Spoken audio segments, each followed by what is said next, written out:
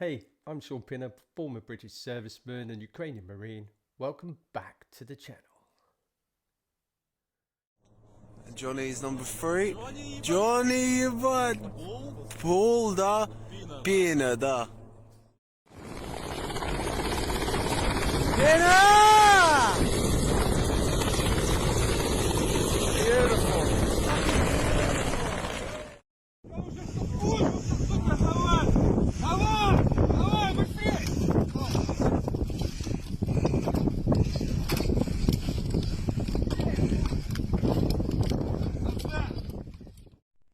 Just survived that second wave of grad mortars. SPG hit the front of the bunker. Fucking petrified, I've got to be honest. Fucking rounds, the fucking guy 600 metres away sticking PKM rounds right in the slot. So far so good. Only day one. It's been a heavy week in Ukraine and for Europe's security overall. If you still think Russia's war is just about Donbass and Mariupol, think again.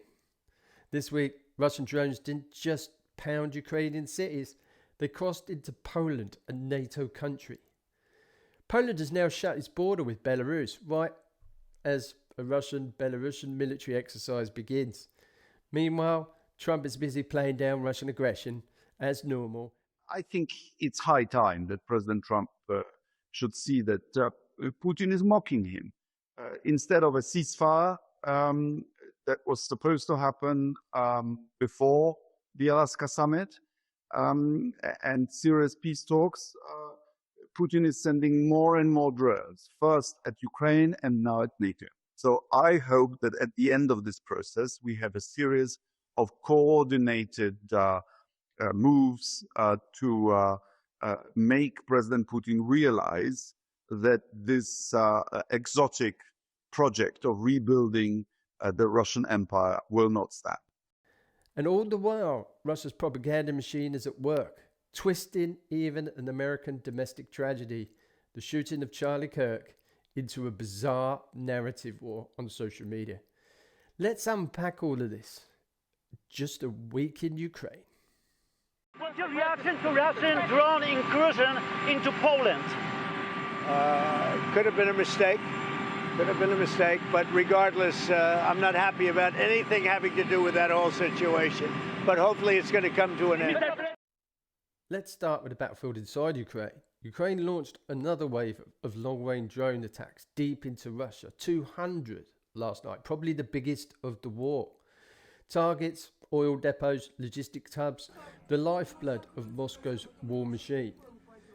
On the map, you'll see hits in Luhansk, Smolensk and Bryansk, all on fire. Each strike disrupts fuel. Each strike stretches Russian logistics thinner and thinner. On the front lines, Pokrovsk and Sosnivka, reports suggest Russian losses are piling up. Ukrainian forces are trying to encircle small groupings, not massive breakthroughs, but tactical gains that bleed the enemy. And yet, despite the Kremlin's propaganda of unstoppable offensives, the truth is clear. Russia is losing men, losing equipment, losing time. For Ukrainians, the reality remains brutal. Daily bombardments, power stations hit, cities left in the dark. But Ukraine keeps adapting, keeps striking back, keeps surviving.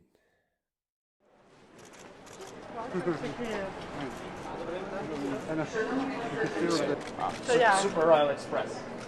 It was a present from Kremlin. Let's go. Have a great day. Russia isn't certainly winning this war. In fact, I would say it's losing it. I'm not going to keep repeating myself why.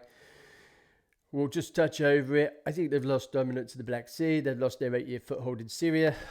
They've lost over 1 million soldiers, casualties in what was essentially a 3-day operation. Russia is struggling logistically to keep up with the demand of just basic barrels and artillery pieces and APCs. So it's also struggling logistically with manpower. It's not got the pull. Its economy is teetering. This war is now into a fourth year of fighting, and Russia is firmly in a worse position now than it was in 2022. That being said, Russia do make incremental gains, but the reason they are targeting civilian and residential areas to the max is because they're trying to break the spirit. They have nothing else to play apart from nukes, and they're not using those yet. They're now pushing in drones to Poland. Now, here is the real headline. Russian drones enter Polish airspace this week. Not one, not two, 19 breaches over hours. These weren't, oops, blown off course by the wind. Yes, some could have been result of ECM, but this is careless. This is risking Article 5. This is risking war with NATO. They don't care. 19 over several hours would suggest this is definitely was intended and probably really a reconnaissance into those areas by Russia. One of the drones penetrated Poland 700 kilometers. So this isn't, I don't think, an accident. This is something that Russia's got pedigree in, that I highlighted in the last episode. So really, I don't think this is anything more than a planned operation. The test to test NATO's resolve, and really to what I think it essentially is doing is testing Trump's reaction, and that brings me on to the next point. NATO's responded by triggering Article 4 consultations, which I said probably would happen before it was triggered. It's not an Article 5 moment, but that's good. We should be drawing these lines. We should be drawing these boundaries now. 4 years of fighting. Why are we just doing it now? I would say this should have been done 2 years ago. I don't think we can count on the support from Trump in America and Trump's administration. That means, the Allies could, I don't think it would happen, but it's not an Article 5, like I said. I don't think it's going to go any further than a warning, maybe. For Putin, this is a dangerous but calculated risk. He knows he's losing in Ukraine, as I just keep saying. So he probes for cracks in NATO's unity as a distraction, as to distract from the problems at home, the media, which he controls vehemently in Russia. The output RT Russia Today, which I'll touch on a bit later. And Poland right now is on the front line of that test. When I was in captivity, they kept repeating to me that Poland's next. After the subjugation of Ukraine, they're moving on to Poland. This is imperialism. I mean, I don't have any reason to doubt that. В ходе ночного взаимного обмена ударами беспилотными летательными аппаратами между Российской Федерацией и Украиной, дежурными силами и средствами по противовоздушной обороне Республики Беларусь постоянно отслеживались беспилотные летательные аппараты, потерявшие курс в результате воздействия средств радиоэлектронной борьбы сторон. Часть заблудившихся беспилотников была уничтожена силами противовоздушной обороны нашей страны на территории республики. По имеющимся каналам взаимодействия в период с 23 часов 9 сентября до 4 утра 10 сентября наши дежурные силы и средства обменивались информацией о воздушной радиолокационной обстановке с дежурными силами и средствами Польши и Литовской Республики, тем самым оповестив их о приближении неизвестных летательных аппаратов к территории их стран. Это позволило польской стороне оперативно отреагировать на действия беспилотников, подняв в воздух свои дежурные силы. Справедливости ради стоит отметить, что польская сторона также информировала белорусские дежурные боевые расчеты о приближении к границе Республики Беларусь неопознанных летательных аппаратов с территории Украины. Обмен информацией о воздушной обстановке является важным слагаемым обеспечения безопасности в регионе в целом и способствует налаживанию мер доверия и укреплению безопасности. Республика Беларусь и впредь продолжит реализацию своих обязательств в рамках обмена информацией о воздушной обстановке с Республикой Польша и странами Балтии. Poland closed the borders of Belarus. This I wasn't expecting, but is good. I think is right. Poland isn't sitting quietly. Warsaw now it's closing its borders crossings with Belarus. Why? Because Russia and Belarus are running a joint military exercise right across the line. And in the drone incursions, the risks is obvious. Infiltration, sabotage, hybrid warfare. Moscow calls this closure destructive. They warn of consequences. It's the same tired Kremlin script. I mean, they're not moved forward. When I was in captivity, I was quite surprised how it hadn't moved forward from the 1980s, 1990s. I mean, all the training I did 30 years ago about resistance interrogation, it was pretty stacked up now, in 2022 when I was captured. But Poland isn't budging. Warsaw knows the game. It knows it all too well. It's been gearing up with its defence spend, and it's been gearing up with its mobilisation and recruiting. Recruiting, not mobilisation. And, you only have to see the air defence down the runways at Rzeszów to know that they're taking this seriously. Now let's talk about one of NATO's biggest nightmares, the Suwalki Gap. Suwalki. Hope I'm saying it right. For those who aren't familiar with the Suwalki Gap, it's a narrow strip of land just about 65 kilometers between Poland and Lithuania. One side is really Belarus, firmly in Russia's grip. The other side is Kaliningrad, Russia's heavily militarized enclave on the Baltic Sea. Why does this matter? Well, because the tiny corridor is NATO's weakest link. If Russia ever decided to escalate beyond Ukraine, this would be the likely spot they would attack next. Imagine Russia pushes troops westward from Belarus. At the same time, forces have surged eastward out of Kaliningrad. In hours, they could pinch off the Suwalki Gap, cutting the Baltic states, Lithuania, Latvia, Estonia, from the rest of NATO.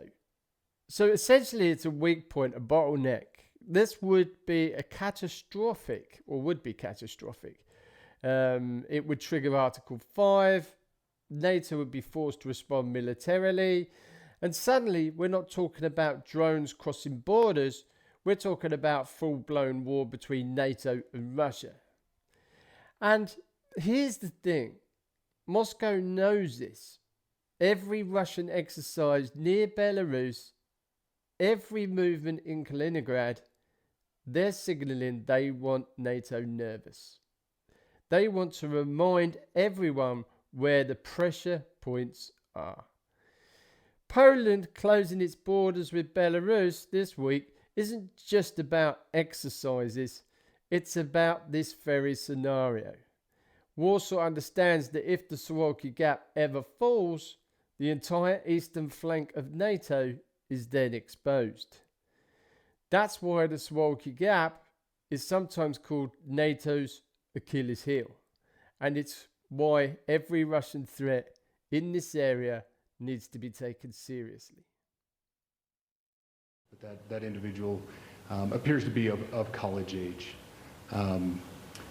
We are confident in our abilities to track that individual. If we're unsuccessful in identifying them immediately, we will reach out for the public's help and the media's help in pushing those photos.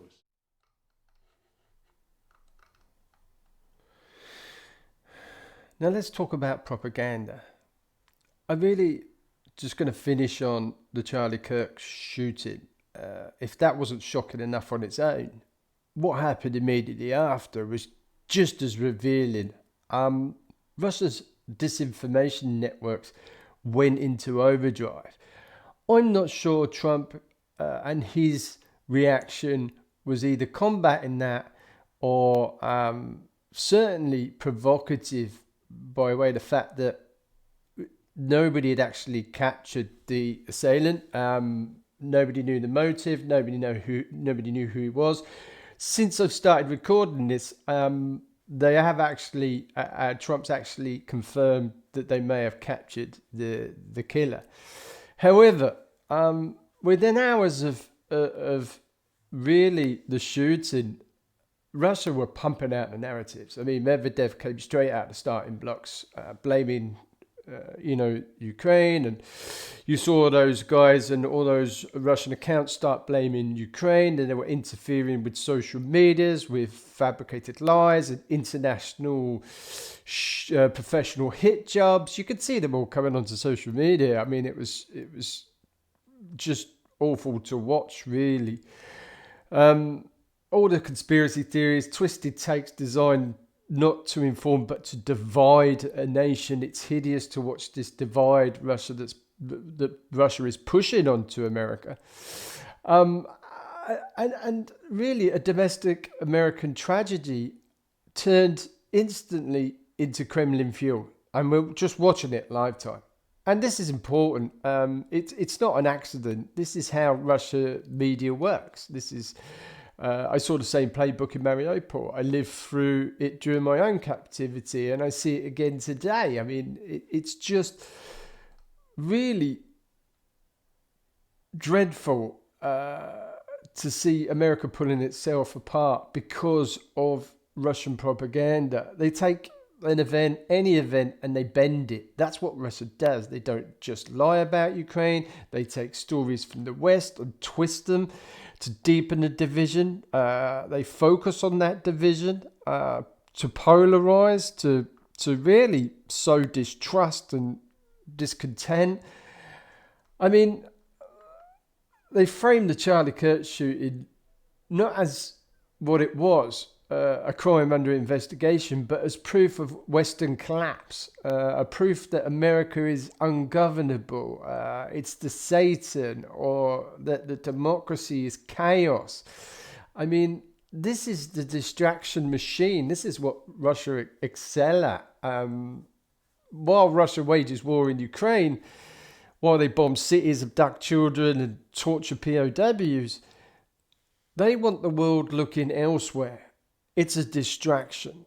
And also, and that's the point, it's not just about Ukraine anymore. It's about undermining trust in the West itself. If they can convince Americans not to trust their own media, if they can convince Europeans that NATO is weak, if they can convince ordinary people that democracy itself doesn't work, then Russia doesn't need to win on the battlefield. They win in the information war.